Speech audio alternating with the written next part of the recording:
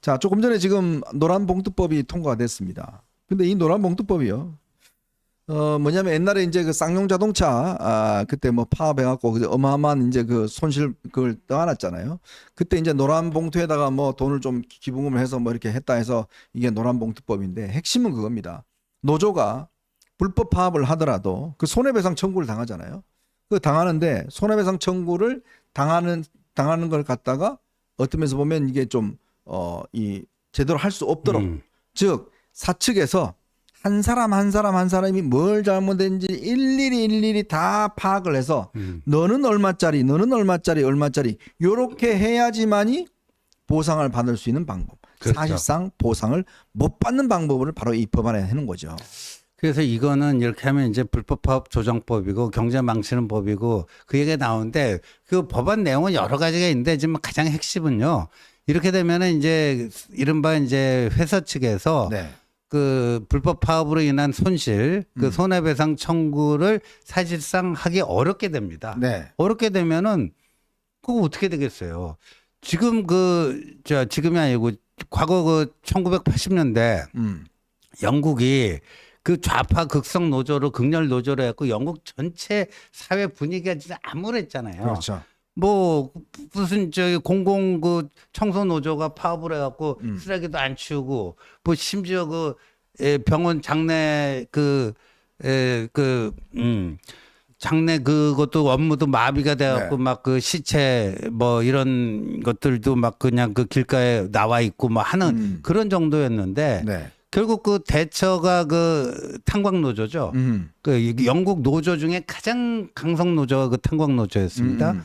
그거를 이제 휘어잡는 것 중에 하나가 바로 이 손해배상 네. 소송이었거든요. 결국 못 견디는 거예요. 네. 근데 대처가 그 강성 노조를 그 정상화시킬 수 있던 그 방편 그게 손해배상 소송이었는데 네. 그거를 사실상 무력화시키는 거 아닙니까? 근데 윤석열 정부 들어와서 지금 성과 중에 하나가 뭐예요? 노사 법치주의가 그 문재인 정부 때와는 달리 상당히 이제 뭐 궤도에 올라서서 자리 잡고 있다. 뿌리 내리기 시작했다. 노사법치주의. 그러니까 네. 사용자들에 의한 부당 노동 행위도 엄벌에 처해야 되지만 그 노조 측의 뭐 불법 행위, 네. 그것도 마찬가지 잣대로 노사법치주의가 양쪽 다 이렇게 돼야 되는 건데 이렇게 되면 그게 다 물거품이 돼버리는 네. 거죠. 특히 이번 같은 경우 보면 그러니까 이 노조가 예를 들어서 이 뭐 삼성이나 현대자동차나 이런 데서 교섭 자체를요. 지금은 현재 이제 본사 노조만 하지 않습니까? 근데 이제 하청 업체들 다 할 수 있게 만들어놨어요. 다 어떤 이 노사 교섭을 할 수 있도록 그렇게 만들어놨어요. 그러면 이제 뭐 한 수만 개 정도 될 겁니다. 네. 현대자동차가 상대해야 될 이 노조가요. 그러면 수시로 이거 파업하면 이게 회사가 돌아가겠습니까 지금? 그러니까요. 이러면 이거 회사 그냥 다 문 닫으라는 이야기예요.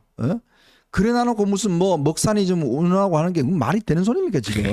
예. 예? 이번에 삼성전자 노조가 파업 처음에 6천 명 했잖아요. 마지막 끝날 때 300명 했습니다. 왜 그렇게 됐냐? 무노동 무임금 하니까 그렇습니다. 그렇죠. 예? 예. 끝까지 그거 하니까 지키니까 그냥 그 불법 파업 자체를 아직 안 하는 거예요. 네. 아니 그러면 이렇게 파업을 하면 회사 손해는 누구한테 가서 다시 합니까? 그러니까요. 그럼 똑같은 월급은 계속 달라고 그러고 돈 버는 건 중단되고 왜냐하면 이게 일이란 게 그렇지 않습니까? 이게 좀 중간에 일이 끊겨버리면 그 다음에 다시 이게 수주받는 게 어렵지 않습니까? 그렇죠. 현대중공업 같은데 배 하나 제대로 못 만들면 그 다음에 수주 끊겨지는 거 아니에요? 그렇죠. 근데 노동자들은 아이고 월급 주는 거 다 줘요.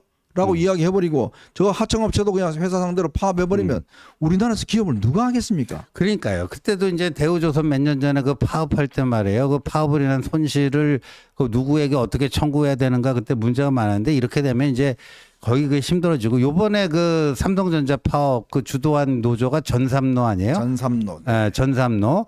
그게 이제 원래 한노총 소속이었는데 최근에 이제 민노총 쪽하고 많이 이렇게 가까워져 갖고 민노총으로 또 이게 소속으로 옮기는 거 아닌가 하는데 네.